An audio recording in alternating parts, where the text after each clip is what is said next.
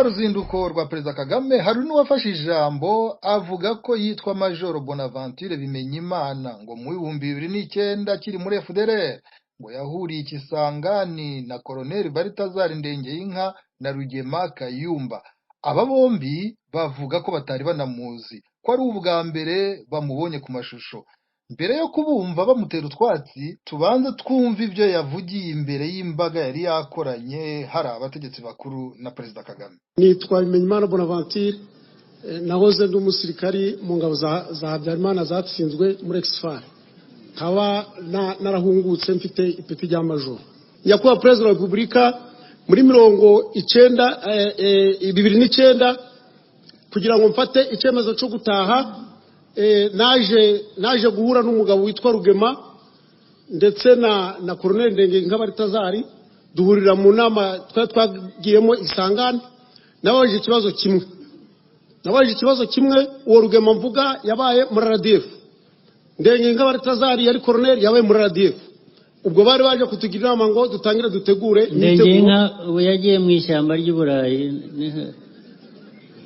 niho cyakiriza.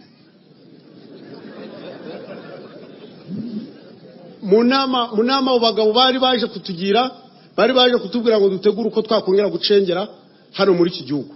Ikibazo ni kimwe n'ababaje nti nkawe wari koporo, uwo yari Rugema, mwateye u Rwanda murarufata, ugarutse mu mashamba, urashaje, urukubona uzagara mu myaka ingahe kugira ngo twongere turusubirane? Ico kimberamo kiranshobera, nawe kiramunanira. Ndengeyinka Balthazar ndamubwira nti kuri umusaza, twahura Igisangani uje ndege, ngwino dusurane mu mashamba, noneho utwigisha uko tuzongera gucengera, kandi gucengera byaratunaniye. Balthazar nawe kimuheramo kiramunanira. Nyakubahwa Perezida wa Repubulika, ibyo byose maze kubyumva, ntabwaga na Radio Rwanda ndetse na contact na par telefone twavuganaga n'abanyarwanda bari hano mu gihugu, byamfashe gutekereza ndeba kure. 2009 mfata umwanzuro wo gutaha. Ngeze muri iki gihugu nakiriwe neza, mfata amahugurwa mu ngando ya Mutobo, ndarangiza. Mu kurangiza kwanjye nta mwaka n'umwe wagiyemo hagiye muri Sudani mu butumwa. Mvuye muri Sudani mu butumwa ndaza ntangira kwiteza imbere, nja mu mishinga ya Reserve Force impakazi. Ubu ndi site manager, nkora igishanga cyananiranye hano cya Mugogo, abaturage bari guhinga. Nyakubahwa Perezida wa Repubulika, yakoze cyane kabisa. Tumaze kumva uriya mugabo, twahamagaye Colonel Balthazar Ndengeyinka mu Busuwisi tumubaza icyo avuga kuri ariya magambo yavuzweho na Major Bimenyimana. Nanjye nuko narabyumvise mu kanya, no mbonye sinzi n'ukuntu bijyanye rwose, mbonye ifoto y'uwo avuga, nasanze mu maso yanjye ntamwibuka, sinigeze mubona. Ayo mazina ni n'ubwa mbere nyumvise, n'iryo ibintu rya Cobra ntabwo nigeze mubona rwose. Ikindi aravuga ngo mu myaka 2009 niho nagiye Kisangani, ntabwo nigeze ndenga Ubusuwisi uwo mwaka, ntabwo nageze Kisangani rwose, nigeze ngera Kongo. Uwo Rugema nawe nabonye avuga ko ari umuntu wahoze ari inkotanyi, ariko mu by'ukuri no mu maso sindamubona, nta na telefone ye mfite, twigeze tuvugana. No mu Rwanda sinamubonye. None ibintu nk'ibi ngibi se, nkurikije uko mubivuga, byaba ari ibintu byabatunguye? Ni ibintu mumenyereye bibaho gutyo abantu bakaba bavugaho ibintu bidafite aho byerekeye? Mwege mubibona mute ibintu nk'ibyo ngibyo byabavuzweho? Ibyo ngibyo kuri leta y'u Rwanda, ku bantu b'u Rwanda birasanzwe, babihaye n'izina gutekinika. Ntabwo n'urugero rumwe, narahunze ngeze Kampala mu mwaka wa 2003, twahunze kuri 30 z'ukwezi kwa 10 z'ukwezi kwa gatatu mu 2003. I Kigali bazikishije ikinyamakuru, Imana nuko babyandikishiriza kandi Kampala ariho turi. Baravuga bati Ndengeyinka we ngo kubera ko amenyereye kujya kuri tere, ngo ubu ngubu yageze Ituri, ngo bazamuha abantu b'abakenyezi b'interahamwe ngo abarwanishe ko amenyereye Kongo. Ati umujenerali witwa Kayihura, ati niwe ugiye kuba muhavu, niwe wabatozaga. Byo ko ndi Kampala rwose ikinyamakuru barakingereka, bihuruza n'abazungu.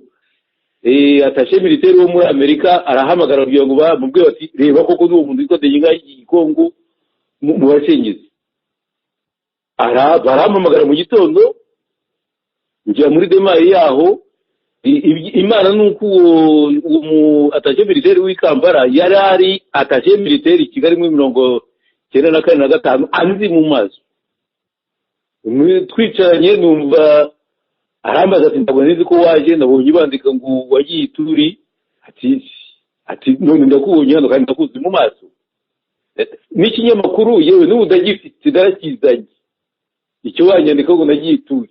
Ni ibintu bimenyereye, barabeshya. Ubwo ahubwo babuze ikintu washaka, ubwo baramaze iminsi batamvuga. Icyo kora koko muri iyi minsi nigeze kugaragaza ibaruwa nandikiye Kigali nko muri za 97 bararashe umukapiteni Kigali Gitarama aho narindi umu extrari. Ibaruwa ndayandika nsobanura ukuntu bamwishe ko ntabyishimiye, nyohereza i Burayi. Ejo bundi nonyerekanye mu kwezi kwa 12. Ubwo agomba ko ariyo reaction bari gushakisha. Ni ibisanzwe ndabizi. Hanyuma dusoza iki kiganiro kigufi tugiranye, kugira ngo noneho umuntu w'umugabo nkuriya ajya imbere y'imbaga yakoranye kuriya, harimo abategetsi, harimo umukuru w'igihugu, harimo abaturage, ibintu nka biriya kugira ngo nyine abivuge bishoboka bite? Niba mwebwe mumenyereye ibintu nk'ibyo ngibyo musanzwe mubibona. Urabona ko Alex Fari w'umucengezi, wahoze ari umucengezi, buriya ari mu bo bakoreshaga. Ubwo rero bamubwiye, baramudirira ngo avuge.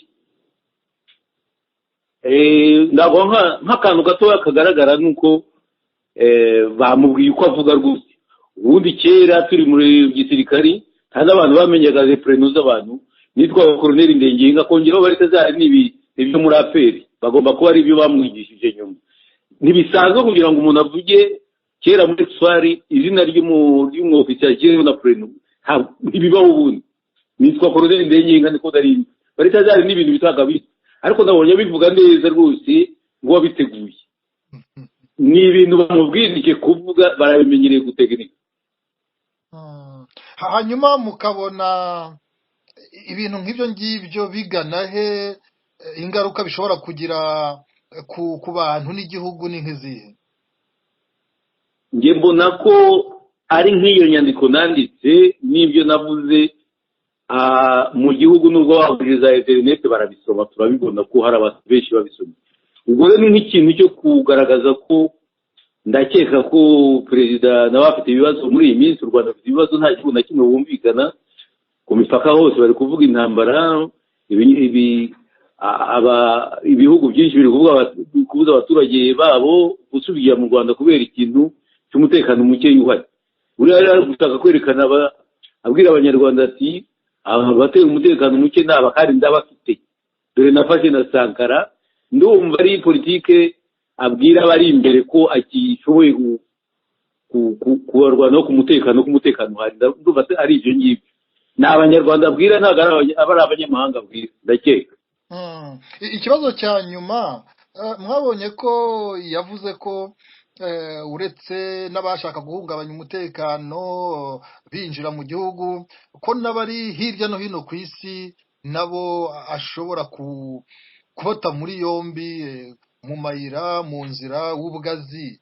Ibyo bintu mwumva bikwiye gutera impungenge abanyarwanda b'impunzi?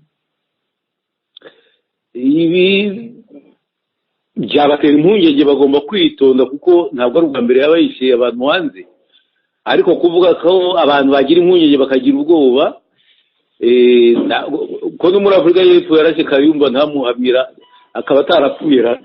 Ntabwo uko ashaka kubica no kubatera ubwoba ntabwo yarashobora bose, ariko ibyo byose buri muntu agomba kwitonda, akajya yitonda. Mbese si ukuvuga kuko yabivuze yabishobora, ariko ntiyagura nk'umwe ku gihumbi yahitana kuko afite amafaranga, afite iki. Ariko rero ntabwo tuvuga ngo yahitana abanyarwanda bose, n'abamurwanya ntabwo yabamara abeshya. Niyo yakwita umwe ku gihumbi ntabwo leta yakomeye. Sankara yamwishe, yamubonye, ariko si ukuvuga yuko abasirikare ba Sankara yabahateretse. Ntabwo bigomba gutera, kandi ntaho rutaba, ntawe utazapfa, buri muntu wese afite iherezo rye, nawe ndetse ararifite. none kuri umuntu w'inararibonye, umuntu arebye uyu mwuka uri mu banyarwanda, ubwoba, impungenge, bibaza uko ejo buzacya bumeze, mwebwe mubona ibi bintu abantu bashingira icyizere kuki? Mubona amizero y'abanyarwanda ari ayahe mu minsi iza? Njyewe ndabona abanyarwanda twakomeza kubakangurira umutekano wabo, inyungu zabo, ubahemukira ninde, utabahemukira ninde, kuko akenshi byicwa nuko abantu b'imbere batamenya amakuru, n'abo hanze ndetse ntibamenye amakuru, ntibazi amategeko yagenze ngo bajye bateganya bati ubutaha hazaba iki n'iki. Nidukomeza kubabwiriza cyane cyane abatoya bazagera aho bavuga bati inyungu zacu ntabwo zirahana, kubakangurira rwose kumenya inyungu zabo, bigahoraho kuzageza igihe azajya avuga ibintu yatekinika nk'uko bakabibona, bakazifatira ingamba, si igihe wazifata ubu hari ikizavamo ibyo ari byo byose, sinavuga ngo ni iki n'iki. Igihe inkoni zaba ihiye, abazaba bayiriho nibo bazafata icyemezo. Ndagira ngo ushimire cyane Colonel Balthazar Ndengeyinka, wakoze cyane aka kanya uduhaye n'ibyo bisobanuro ku bibazo twakubajije tuganiriye uri mu gihugu cy'Ubusuwisi. Tukwifurije ibihe byiza, weekend nziza. Weekend nziza namwe murakoze, munsubize n'abanyumva bose. Muri Norvège twabajije Rugema Kayumba niba aziranye n'uriya Majoro Bimenyimana. Yose ari amagambo we wumvise ntuza ko buravuga, nuko mutajya mukurikirana Kabarebe ngo murebe, nangwa se mushobora kuba mutangiye kumwumva ubu ngubu. Kabarebe ndamuzi kuko nakenshi najyaga mutegurira ibiganiro muri za universities. Ari amagambo yose Kobra yavugaga, niba ari Kobra, nta na rimwe rye. Ikintu cyambare mu 2009 ntago nari ndi muri Afrika. 2010 nagarutse muri Afrika, 2010 ngira ngo nko mu kwezi kwa karindwi. Yari mu kwezi kwa karindwi tariki 5. Uko mu kwezi kwa karindwi tariki 14 nibwo delegation ya Gatsinzi yatakinze inkambi ya Nyakivara na Cyaka ya kabiri. Maze icyo gihe nari ngarutse mu Uganda, aho nabaga nihisha bamika. Aya magambo ntago ari aya Kobra, aya ni amagambo ya Kabarebe. Hanyuma ubwo 2009 kuko ari bwo yavuze, wowe wari uherereye niba atari banga? Icyo gihe ntago nari ndi mu bice bya za Middle East, murasirazuba bwo hagati, ntago nari ndi muri Afrika. Sasa ibi bintu byo Kabarebe barimo gukora, ubibwiwe n'iki yuko ari amagambo yabwiwe na Kabarebe kuyavuga? Impamvu nta yindi, Kabarebe cyamuvanye ku bwa minisitiri w'ingabo nuko ngo ibyo yari ashinzwe mu Uganda byasenyutse. Ikindi cya kabiri ni amafaranga yari yarashoye hirya no hino, no kunyaga amafaranga menshi ya vupu. Aya mafaranga y'amahanga baha ibyaro, amakomini, nangwa uko basigaye babyita uturere, kugira ngo twiteze imbere. Ubu ngubu basigaye batanga itegeko kuri buri karere, ayo mafaranga yose agahabwa izo nkeragutabara. Maze Kabarebe na Ibingira nibo bayibaga. Ibingira yari umushumba wa Kabarebe. Hanyuma aya mafaranga yavaga mu nkeragutabara ahangaha muri izo komini, nta gikorwa na kimwe bigize bakora. Ayo mafaranga yose yashowe mu Bugande, ayo mafaranga yose yajyanywe za Canada, amafaranga yajyanywe muri Amerika, amafaranga arahangaha mu Burayi yaguze properties. Ayandi ari mu Bugande mu bintu bya za Forex Bureau na za mobile money. Ejo bundi abanyamerika badvisinze bahaye inama minisitiri w'ububanyi n'amahanga wa Uganda gushyiraho amategeko adasanzwe mu gukurikirana amafaranga ahari ava hanze batazi uko angana ashobora gukoreshwa mu bikorwa by'iterabwoba. Maze ngaruke kuri Kabarebe na subject. Kabarebe ni umwe mu bantu bari bafite uruhare mu gushimuta impunzi z'Abanyarwanda bari mu Bugande. Nta gikorwa na kimwe kijyanye no gushimuta abantu no kwica abantu birenze umupaka w'u Rwanda hatarimo Kabarebe. Nta mucuruzi n'umwe muri kiriya gihugu cyitwa u Rwanda utari wicwa hatarimo ukuboko kwa Kabarebe. Abahora iki mu bintu byo gukirininga amafaranga? Uwanze y'ukwakira amafaranga ya Kabarebe ngo agure share yihe shares muri business ye, dore ubu nguko yari yaribye na Geneti Kagame bamuhitanaga afite amafaranga. Dusobanurira tubwira ahantu bihuriye n'ibi Cobra ari kuvuga. Sasa iyi nibyo nshaka kugeraho kuri Cobra ni kurecha, ni ikintu cyo bazanye batamika amagambo mu bintu byo nakoraga, mu bintu byo bashakira kuntsindiramo mu Uganda, ni ibintu by'impuzi, mu bintu byo guframinga yuko nagiye muri Kisangani mu 2009. Kabarebe arashaka kubeshya ngo avuge yuko nabaga mu bintu byo kurwanya leta, atari ibintu by'uburenganzira bw'ikiremwamuntu. Arashaka kujustifyinga yuko Rugema niyo ngiye mu Uganda mba ngiye mu bikorwa bya RNC n'ibikorwa bya FDLR, noneho bakazana umuntu uri buze kuza kunshinja.